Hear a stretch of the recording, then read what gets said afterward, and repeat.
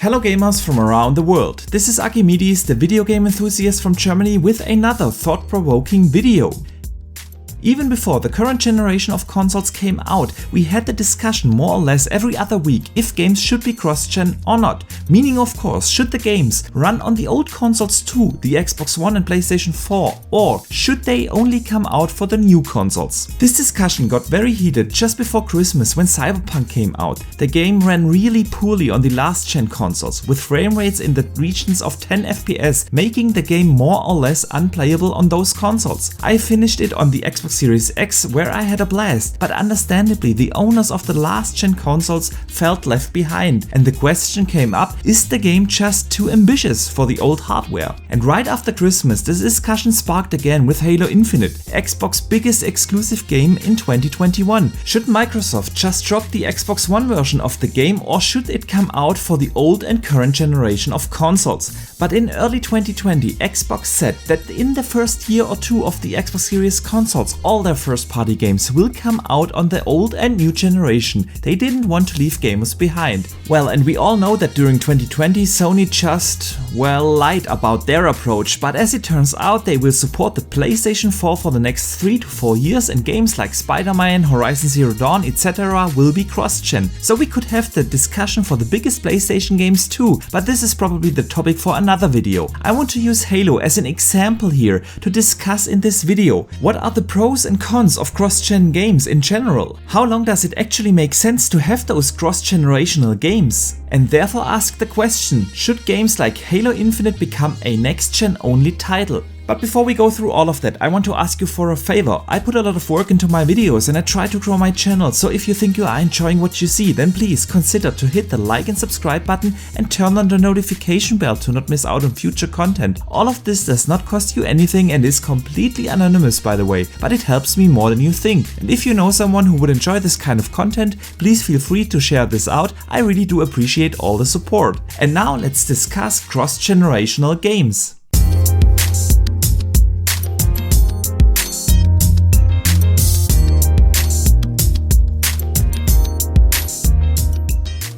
Okay, this is a really difficult discussion because there is so much to it, so please bear with me.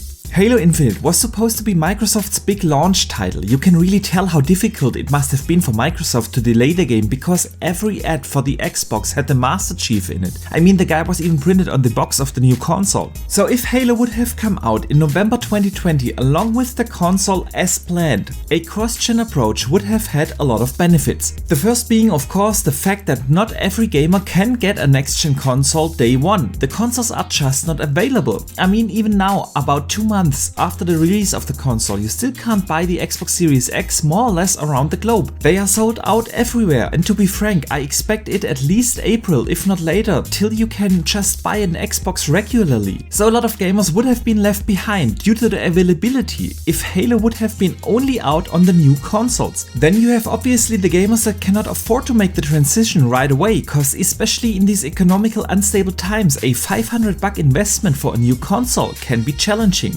Another argument pro cross-gen release for Halo would be the lobbies. Of course, the install base of a new generation is small, and if you have a Halo next-gen only title, the lobbies would obviously be not as full as if you take the millions of gamers that are on the old consoles into account. Same goes of course for the business case of the game itself. I mean, if you have an install base of what, 2 or 3 million units that are sold in the first weeks of the console, it'll be hard to make a business case out of a giant game like Halo. Now obviously the game got delayed due to the lack of polish. After its first showing in July 2020, the outcry especially about the graphics was huge, but I don't want to go into why Halo got delayed too much. If you want to learn more about the state of the game end of 2020, I recommend my dedicated video. You can find the link in the description below. But one argument was that the game might be held back by the Xbox One generation. Well, this is probably not true because the game was in development for 5 years, and all of those 5 years the targeted target hardware was the Xbox One, so I don't think we have a certain gameplay element in the game that is too demanding for the old consoles. But if we talk in general about cross-generational games, this is an issue. We all know that graphics can be easily scaled up and down. Games have been doing this for decades on PC, and the whole approach from Microsoft with the Xbox Series X and the smaller brother, the Xbox Series S, is in that spirit.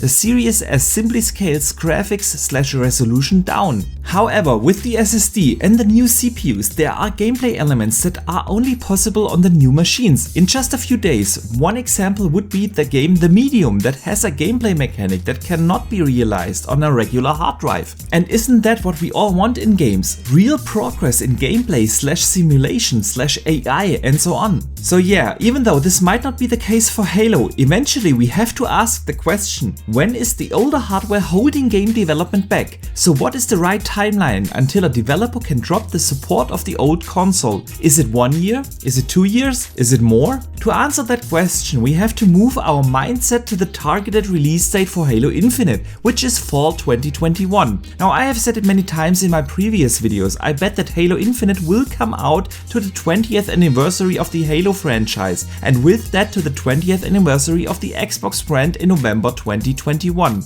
Okay, that means this fall Halo Infinite comes out. The consoles will be on the market for 1 whole year. They will be available regularly in stores by then. There will even be sales for the system, like Black Friday 21. I bet you don't have to pay $500 for the Series X or $300 for the Series S. 1 whole year the system will be on the market, which will feel really long. I know this is hard to imagine since we are still in the honeymoon phase of our new systems and others still are waiting to purchase one, but after a year we will all feel differently about that, because by then we are either used to the new consoles or it is our own choice to buy or not buy a console. Okay, so after 1 year, would it be good to drop the support of Halo Infinite for the old consoles? Now, this is a tough question, especially in regard to Halo. Like I said earlier, the game has been in development with the old systems in mind. So even though we don't know much about the game itself, I think it is safe to assume that there are no gameplay mechanics in there that in principle cannot run on the Xbox One. However, it is not always just a question if there is a certain gameplay mechanic in the game that needs, for instance, an SSD. There's also the question about time and resources to optimize games for the weaker hardware.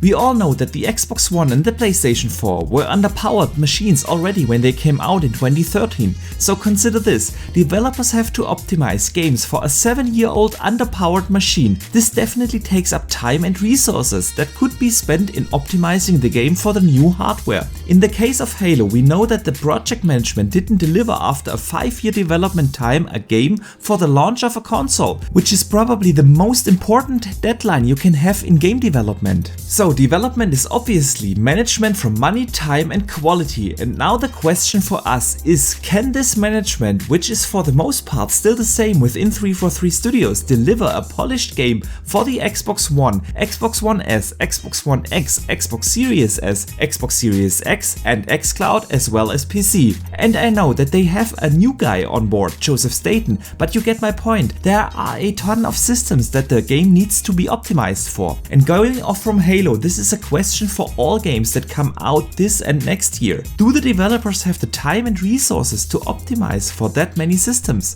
Again, I'm not saying it's technically not doable, it's a matter of resources. And there is one other thing that needs to be considered, especially for the Xbox owners, which might be the solution to this whole thing, and that is Xcloud. The game streaming service will be updated this year with the Xbox Series X server plates, so we can stream next-gen games to basically every screen. All Microsoft would have to do is to support Xcloud on the Xbox One consoles. In that case, gamers that cannot afford or don't want to make the transition could simply stream their games to their Xbox One consoles, leaving truly no gamer behind. And it seems like that is exactly what head of Xbox Phil Spencer has in mind, cause a while ago in an interview with Gamerant he said the following about Xcloud.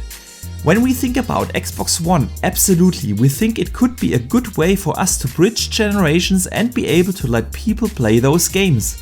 The question is only, when will you be able to stream to your Xbox Ones? And Phil had to say about that, I don't think it's years off, it's just work to get done, we know how to do it. By the way, you can find the link to the interview in the description below. So I want to come to my conclusion, and I know this is controversial, but in the end it comes down to the question, when does it make sense to not support games on the old consoles anymore? And I know that opinions might differ here, but I think that after 1 year we have reached that point. Consoles are available at that time, it'll become more and more challenging for developers to optimize for all the old systems, which takes up resources, and gamers have eventually to move on to the new generation anyway, may it be this year, next year or the year after. I know money is tight, but for those Xcloud could be a solution. As for Halo, well, 343 have talented developers, maybe not so talented project managers, and that's why I'd say focus your resources in the given time frame on the next gen consoles and PC as well as Xcloud. But I can absolutely understand if you disagree with me here,